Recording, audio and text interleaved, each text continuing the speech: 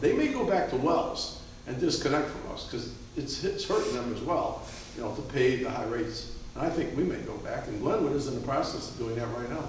So there's change coming, and I think the candidates that get elected are gonna have some opportunities to do some good things. Any other comments or questions? That was good. Okay, hearing none, I'm going to let Renee start with closing statements. I'll give you 2 to 3 minutes, and then we'll have Chuck do the same. Thank you again. In closing, just want to thank you all this evening for taking the time out of your schedules to come out to meet us. I think it's important that we, it's easy to get, that was a good idea to, that you suggested, to have some young people pass out some literature. I feel like I've gotten a real, some commitments from people. People want change, and I think going out, I know that going out, the responses we've been getting from people when we go and knock on the door and they see that it's me and not, someone else to come and, put a request in for a vote. I want support. I want the people of Chicago Heights to want to live in this vision, to take our neighborhoods back. That's all I have to say. Thank you again, and God bless. Thank you, Renee. Please. I'll make mine brief, because I feel like I've been monopolizing it, but I want to thank St. Mark's Church, of which I'm the active peace and justice. There's 2 of us people. And the United Church of Christ has some very active peace and justice people. I actually marched in a parade many years ago for the interest with Jesse Jackson to get the 3rd airport noted.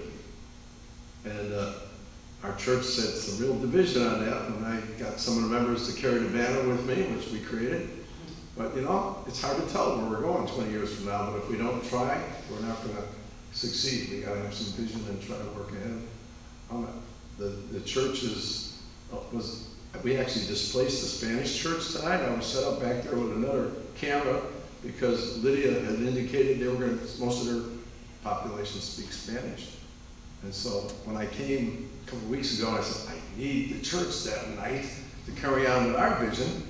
They were very supportive. Unfortunately, I think they put off their feast to next week and they're maybe resting up. But I was set up for them to be translating in the back room, because it's pretty difficult when you got a translator over here and talking in Spanish and English. We're dealing with complicated things, and communications is the optimum thing. So I had planned on covering that issue if it came up. And I also want to thank you very much. Most of you I know personally, and I think I really appreciate your support in coming out tonight. Thank you.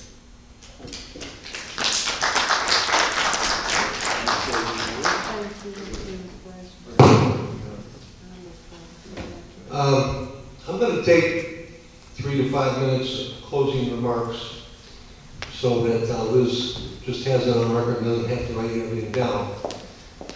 I wrote what's called the Upland Water Storage Resolution after the flood of 08 on the Little Canyon River. So I'm going to truncate this 20 minutes down to a couple of quick stories. I finally got it endorsed by the IBEW. Why electricians were after upland water storage, that's part of a long story. But I came to find out that the guy who was sponsoring the legislation in the Indiana legislature, a Republican from Porter County, 30% of his fundraising came from AFL unions. So after the IBEW endorsed it, I got it out to the other unions. Wasn't sure if it was going to have any traction or not. Out of the blue, I get a phone call. Hey, my name's Mike Menke. I'm from the Ohio River Valley. I'm a lobbyist in the state legislature. I'm meeting with that guy in 20 minutes. What the hell am I supposed to tell him about this resolution?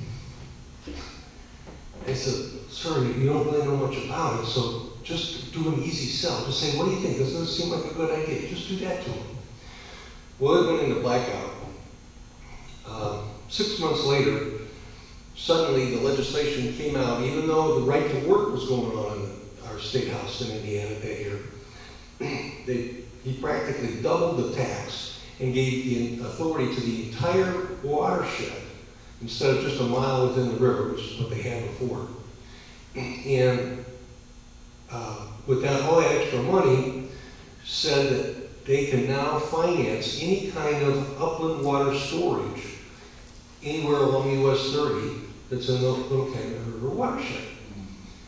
So they've already approved an interlocal agreement to do a project down in Winfield, Indiana, Beaver Pond Dam, and they're going to give so Winfield and the Lake County Parks and Recreation, which is one of the best county park systems in Indiana, are going to restore that so that it can hold water back. The second story I want to tell you is, you know, we had a terrible flood in the Dyer Hospital in that storm. And one of the Dyer councilwomen has been politely, persistently advocating that, and it may be out of date now because there's an ownership change, but the Longwood Golf Course, to buy that from a willing seller, scallop it out into a 160-acre lake, and create water retention so that that hospital would not be in danger in the future.